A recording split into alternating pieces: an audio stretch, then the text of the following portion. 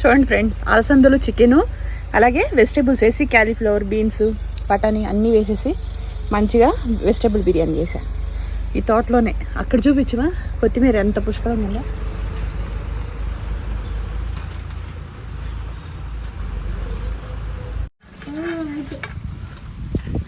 Vegetable biryani friends, chicken curry. ఇక్కడ కొంతమందికి అన్నం పెడదామని ఈరోజు చూడండి బీట్రూట్, క్యారెట్ అన్నీ వేసేసి చేశాను. మా శతాక్షి ఈరోజు కుమ్మేసిద్ది.